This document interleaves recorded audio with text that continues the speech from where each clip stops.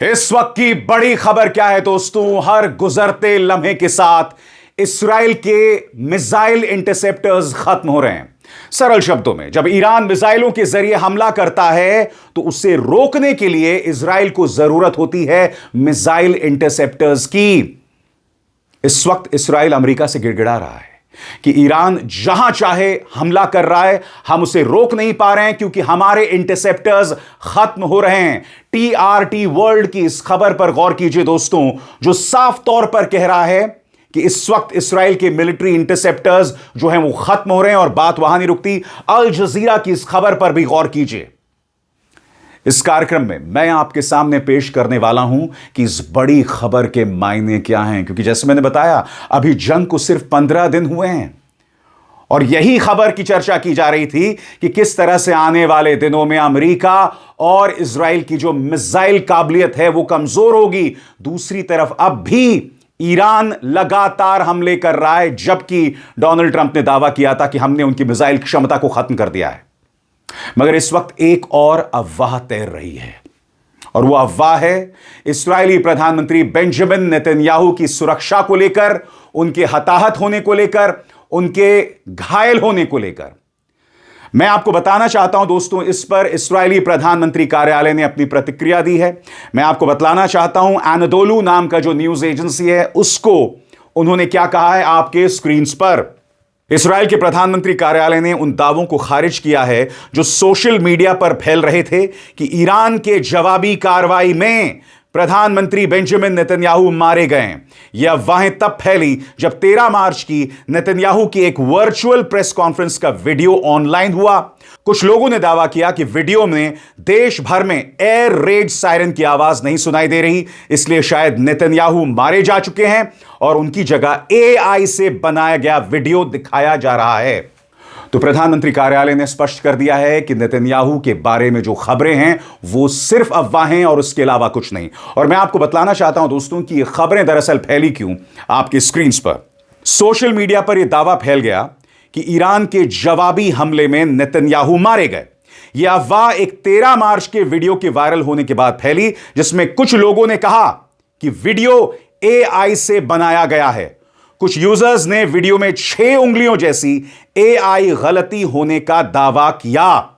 दोस्तों, इस मंच पर मैं अफवाहों पर खबरें नहीं करता हूं और यह खबर भी मैं आपके सामने सिर्फ इसलिए ला रहा हूं क्योंकि इस्राएली प्रधानमंत्री कार्यालय ने इस पर अपनी टिप्पणी दी है, वरना मैं इसे छूता भी नहीं। क्योंकि दोस्तों, मैं जानता हूं हम सब के अंदर कुछ भावनाएं होती हैं।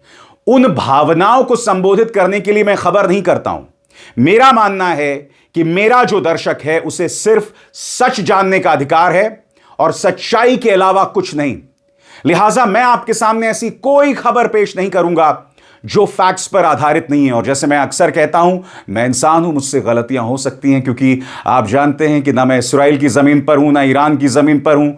और जो मिसाइल हमले हो रहे हैं वो मेरे सामने नहीं हो रहे हैं। मैं जो खबरें ला रहा हूं वो कंफर्म्ड न्यूज एजेंसीज के जरिए ही आपके सामने ला रहा हूं।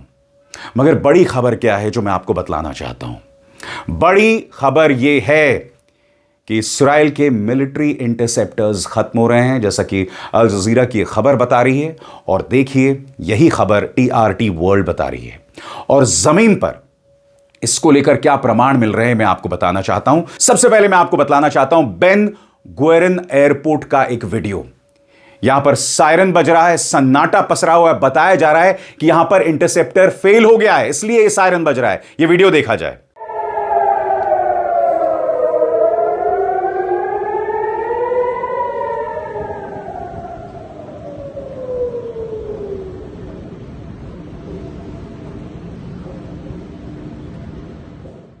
अब मैं आपको इजरायली सेटलर्स, यानी कि जो ऑक्यूपाइड इलाके हैं गजा में, पैलेस्टाइन में, वेस्ट बैंक में, इजरायली सेटलर्स द्वारा लिया गया एक वीडियो है। बताया जा रहा है कि यहां पर भी इंटरसेप्टर नाकाम हो गया है और आसमान में जो तबाही मच रही है, आसानी से ईरानी मिसाइल जो जमीन तक पहुंच रही है, उसका यह प्रमाण है। देखा जाए।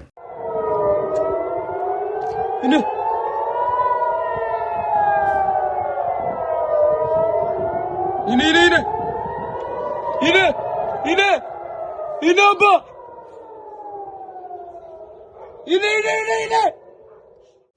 अब मैं आपको सेमाफोर की एक रिपोर्ट का जो हवाला दिया जा रहा है, Israel critically low on missile interceptors amid Iran war, semaphore की इस रिपोर्ट का हवाला दिया जा रहा है और यह बताया जा रहा है कि इस वीडियो में किस तरह से ईरानी मिसाइल जो है वो इजरायली डिफेंसेस को तोड़ते हुए अपने निशाने पर लग रही है। देखा जाए RT_com की यह रिपोर्ट, यह वीडियो।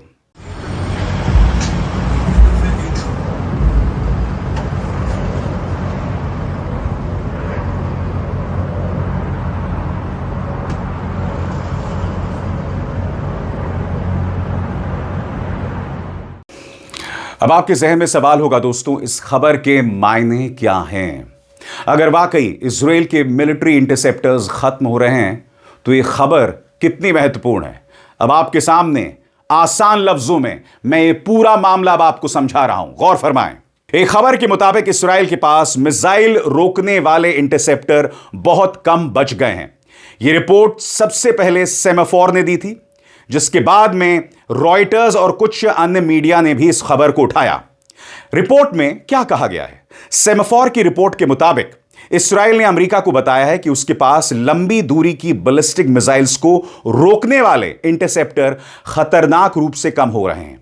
रिपोर्ट में कहा गया है कि ईरान की बार बार होने वाली मिसाइल हमलों की वजह से इनका बड़ा हिस्सा खर्च हो चुका है। अधिकारियों के मुताबिक पिछले साल ईरान के साथ हुए टकराव के बाद से ही इस्राइल के पास इन इंटरसेप्टर की संख्या बहुत कम थी और मौजूदा युद्ध ने इसे और घटा दिया है। अमेरिकी अधिकारियों का कहना है कि उन्हें इस समस्या का अंदाजा पहले से ही था। अभी यह साफ नहीं है कि अमेरिका कितनी जल्दी इस्राइल को नए इंटरसेप्टर देगा या बेचेगा। हालांकि पहले भी अमेरिका उसकी मिसाइल डिफेंस में मदद करता रहा है।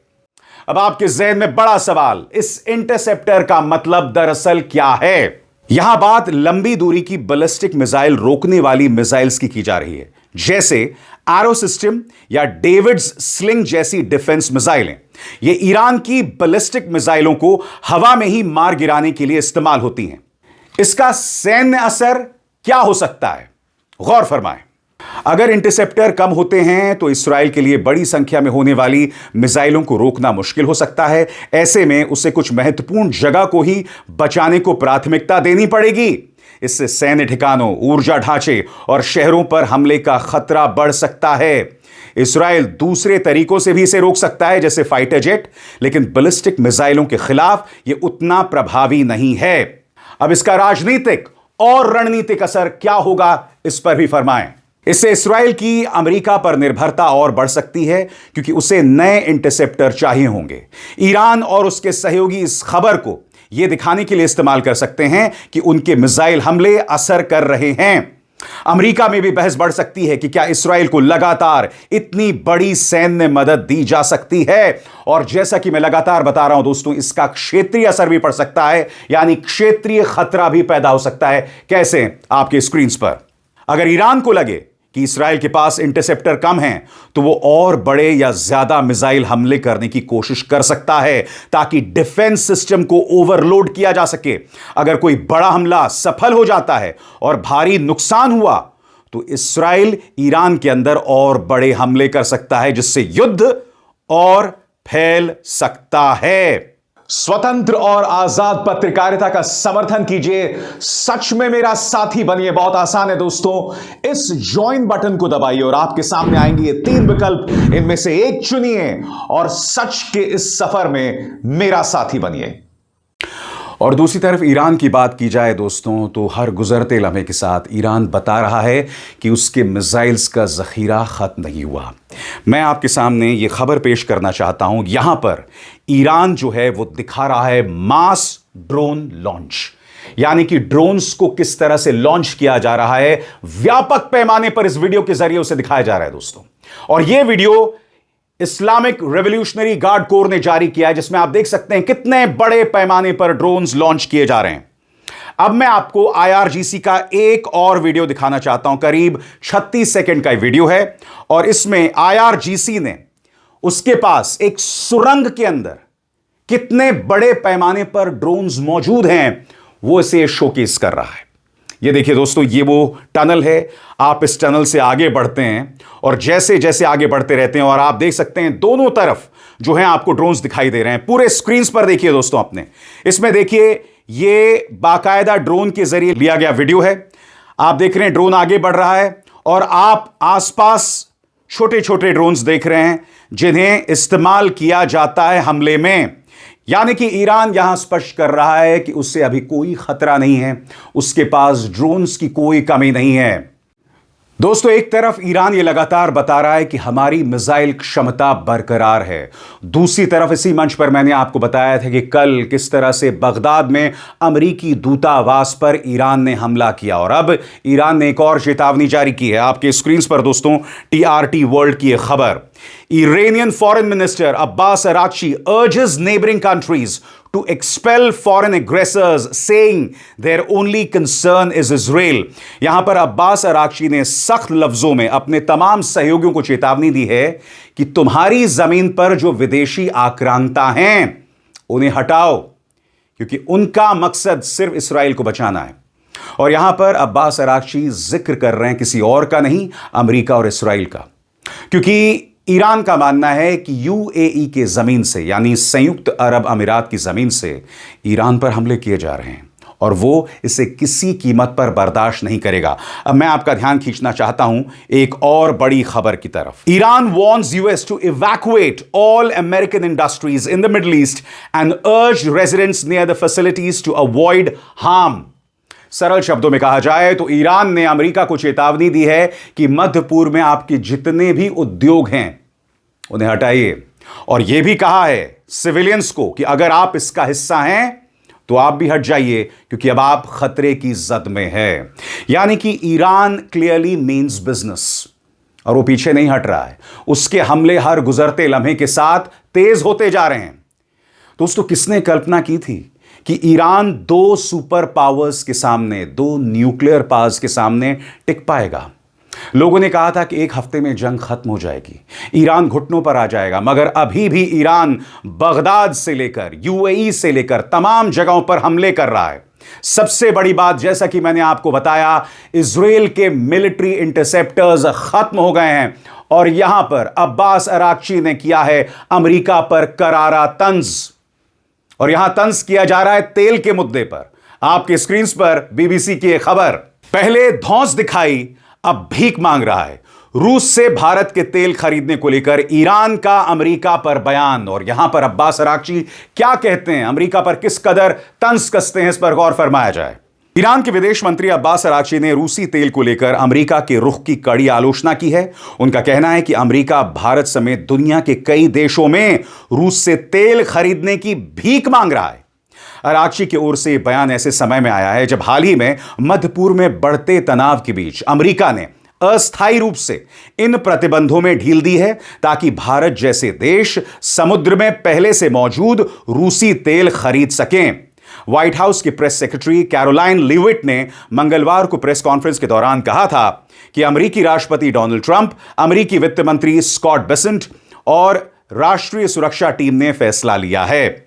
उन्होंने कहा कि भारत ने जिम्मेदार रवैया दिखाया और प्रतिबंधित रूसी तेल खरीदना बंद कर दिया था।